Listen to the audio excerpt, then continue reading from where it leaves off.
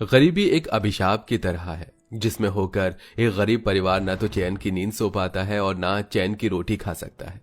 ऐसे ही दुख भरे हालातों से नरेश का परिवार होकर गुजर रहा था, जहां एक गरीब सी झुग्गी में टूटा फूटा मकान, जिसके बाहर गलियों में गंदी नालियां बह रही थी, मक्खी मच्छर भिनभिना रहे थे। भारती, भात बना कि नहीं और कितनी देर लगेगी? जी बस 2 मिनट रुक जाइए, चावल तैयार होने वाला है। कितनी देर से चावल चढ़ा रखा है। भगवान जी, अभी तक कुकर में सीटी नहीं लगी है। कहीं नरेश जी बिना खाना खाए ना चले जाएं, वरना सारा दिन भूखे रह जाएंगे। एक काम करती हूँ, इकट्ठे 2-4 उपले चूल्हे में डाल देती हूँ। आंच तेज जलेगी तो सीटी जल्दी लग जाएगी। जैसे ही भारती तेज आंच करती है तो सारा पानी कुकर के बाहर निकल जाता है। वो कुकर खोलकर देखती है। अरे नहीं, चावल तो एकदम साबुत हैं, अभी तैयार भी नहीं है। लगता है फिर से कुकर खराब हो गया, इसलिए सीटी नहीं लग रही। अब क्या करूं, बड़ी मुश्किल से तो बनिए ने उधार पर इतने से चावल दिए थे, यही खाना पड़ेगा। निराशा के भाव से भारती कच्चे चावल ही नरेश को थाली में परोसती है। नरेश जी, माफ कीजिएगा, चावल थोड़ा कच्चा रह गया होगा और बनाने के लिए कोई सब्जी थी नहीं, इसलिए अचार दे दिया। अरे पगली, इसमें इतना दुखी क्यों हो रही हो? परमात्मा ने जितना दिया है बहुत है। तभी एकदम से बंदर आके छप्पर पर कूदने लगते हैं, जिससे मिट्टी का एक बड़ा सा ढेला थाली में गिर जाता है और सारे चावल बर्बाद हो जाते हैं। नरेश की आंखों में आंसू भर जाते हैं और वो बड़े दुख से कहता है, लो, शायद आज मेरे भाग में खाना नहीं लिखा भारती, मैं चलता हूं। तभी भारती कुकर ले आती है। अजी, कुकर दोबारा से खराब हो गया, इसको बनवा ले आना। पास में ही मैली गुदरी के बिछौने पर गठिया रोग से ग्रसित ससुर राम प्रसाद पड़े थे और सास गोमती बोलती है, अरे भारती बहू, किस लिए बार बार इस कुकर को बनवाकर पैसे बर्बाद करवाती है? पहले ही काम धंधा नहीं नरेश के पास, किस जतन से वो हम सबका पेट भरवा रहा है जानती है। पर माँ जी, ये कुकर इकलौता सहारा है, आपको मालूम तो है, जिसमें भात बनता है। उस पतीले की पेंदी फूट गई है और कई बर्तन भी खराब हो गए। इकलौता ये कुकर ही खाना बनाने का सहारा है माँ जी, बहुत इस्तेमाल में आता है। लाओ तुम ये कुकर मुझे दे दो भारती, मैं बनवा ले आऊंगा। इतने के बाद नरेश काम पर निकल जाता है। तभी 5-6 साल की शालू पलक खाना मांगती है।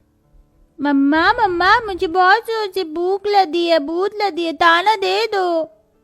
ले ले मेरी प्यारी बिटिया रानी को भूख लगी है, मैं तुम दोनों को एक ही थाली में दे दूं, खाना खा लोगी? हाँ मम्मा, मैं खा लूंगी, पर आपने खाने में क्या बनाया? मुझको आज सब्जी पूरी खाने का दिल कर रहा है। शालू की सब्जी पूरी खाने की फरमाइश सुनकर उस गरीब लाचार माँ का दिल मचल जाता है। वो डबडबाई आंखों से कहती है, शालू बेटी, मैंने केवल चावल बनाया है, तुम दोनों नमक तेल से खा लो। मुझको नहीं खाना है नमक तेल चावल, वो बिल्कुल भी टेस्टी नहीं होता मम्मी। हमारे अड़ोसी पड़ोसी तो डेली डेली कितना स्वादिष्ट खाना खाते, तुम भी बनाओ ना। शालू, तू तो मेरी समझदार बेटी है ना, तुझको पता है ना पिताजी का काम नहीं चल रहा, ऐसे जिद नहीं करते, खा ले मेरा बच्चा। फिर मन मारकर दोनों बच्चियां खाने लगती हैं तो सास रोते हुए बोलती है, समझ में नहीं आ रहा विधाता, तू क्यों सारी परीक्षाएं मेरे ही गरीब परिवार से ले रहा है? अब और गरीबी सही नहीं जाती भगवान जी। माँ तुम रो मत, चुप हो जाओ, भगवान जी सब कुछ ठीक कर देंगे। ऐसे ही दिन ढलता है। नरेश सारा दिन लेबर चौक में बैठा रहता है। भगवान जी, पूरा दिन गुजर गया, आज तो 1 रुपया नहीं कमाया। घर पर राशन पानी कहां से लेकर जाऊंगा, क्या करूं? मन शांत करने के लिए वो कुछ दूर में बसे जंगल में आके पेड़ की छांव में आराम करने लगता है। तभी एक 70-75 साल का बूढ़ा कमजोर आदमी सिर पर पिटारा लिए जा रहा था। राम, अरे कितना कड़ा घामा हो रहा है। कोई बात नहीं, थोड़ी दूर और जाना है। बुजुर्ग के कमजोर शरीर को देखकर नरेश को उस पर दया आ जाती है। लाइए बाबा, ये पिटारा मैं उठा लेता हूँ। अरे तुम्हारा बहुत बहुत धन्यवाद बेटा, लाओ तुम्हारा कुकर मैं ले लेता हूँ। अरे नहीं नहीं काका, रहने दीजिए। बेटा, तुमने भी तो मेरा बोझ उठाया है, तो मेरा भी फर्ज बनता है कि मैं तुम्हारा बोझ उठाऊं। जीवन की गाड़ी ऐसे ही चलती है, मुझको बस 2 कोस दूर ही जाना है। नरेश रास्ते पर उस बुजुर्ग आदमी से बात करते हुए चल रहा था। तभी दूर एक उजड़ी पड़ी हुई झोपड़ी के पास रुक जाता है। बस यही रख दो, यही मेरा गरीब खाना है। वो तूफान में झोपड़ी उजड़ गई थी, इसलिए घास फूस लाया हूँ। इसे ठीक करवा दोगे क्या? जी जी काका, क्यों नहीं। नरेश उस बुजुर्ग की पूरी झोपड़ी की छत में फूस लगाकर एकदम बदल देता है, लेकिन अंदर ही अंदर उसे अपने परिवार वालों की चिंता भी खाई जा रही थी कि आज सब क्या खाएंगे। लीजिए काका, हो गई आपकी झोपड़ी तैयार। अरे, तुमने इस बूढ़े का टूटा घर तिनकों से फिर बना दिया। कहो, मैं तुम्हारे किसी काम आ सकता हूँ? सुनते ही नरेश के दिल के अंदर का रंजो गम आंसू बनकर झरझर बहने लगा। उसने अपने घर की सारी व्यथा बताई। काका, पता नहीं भगवान क्यों इतने दुख दिखा रहा है। घर में जवान बहन है, उसके हाथ पीले करने हैं, बूढ़े माँ बाप हैं, बेटियां हैं, पत्नी है। मैं किसी के लिए कोई फर्ज नहीं निभा पा रहा हूँ। अरे बेटा, धीरज धरो। ईश्वर सच्चे इंसान की परीक्षा तो लेता है, लेकिन उसका हाथ भी नहीं छोड़ता। लाओ, मैं तुम्हारा कुकर बना देता हूँ। पर काका, आप कैसे? अरे, मैं लोहार हूँ ना, औजार से लेकर बर्तन भी बनाता हूँ। वो बूढ़ा व्यक्ति कुकर पर छेनी चलाता है। उसके छूते ही कुकर में सोने सी रोशनी भर जाती है और जाते वक्त वो बुजुर्ग काका मंद मंद मुस्कुराते हुए बोले, जाओ बेटा, आज तक तुम्हारे घराने ने जितने भी आंसू बहाए हैं वो आनंद में बदल जाएंगे।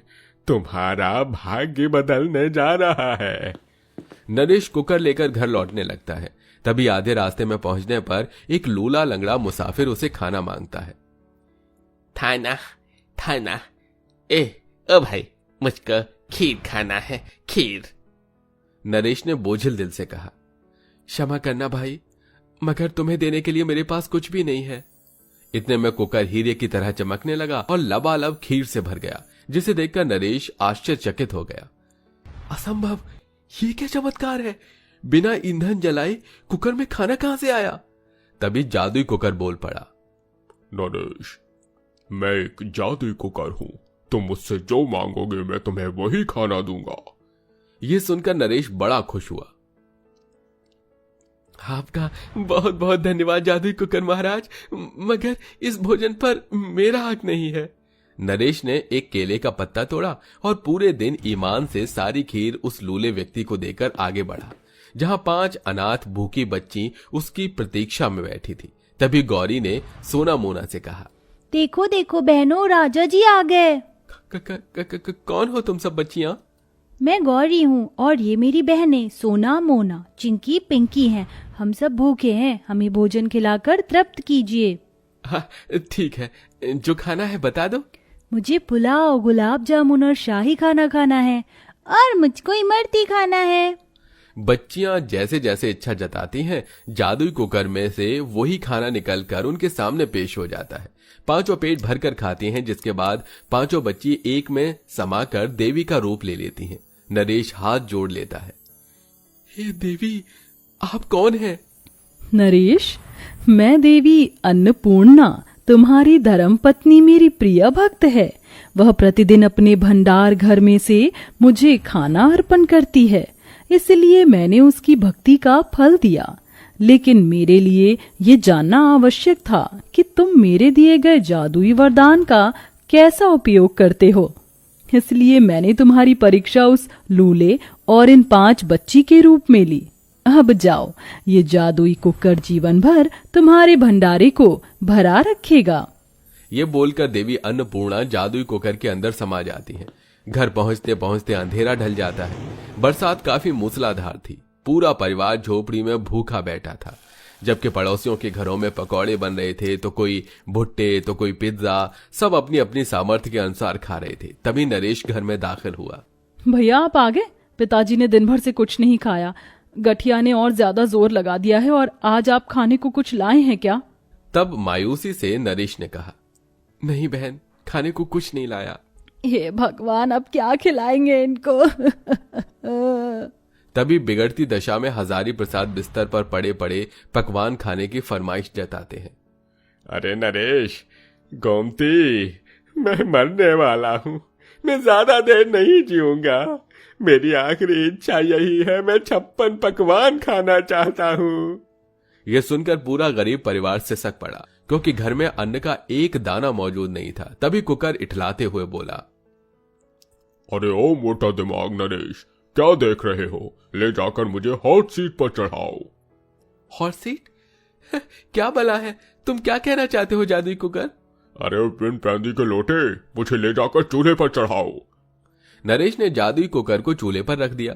कुकर में से किसी खरे सोने के समान रोशनी निकलने लगी और तरह तरह के पकवान जैसे बालूशाही, मटर पनीर, शाही पनीर, पालक पनीर, भुजिया, गुजिया, शाही टुकड़ा, मिठाई, सबसे भरी 56 भोगों की थाली आ गई। पूरा गरीब परिवार जादुई कुकर के अनोखे जादू को देखते रह गया।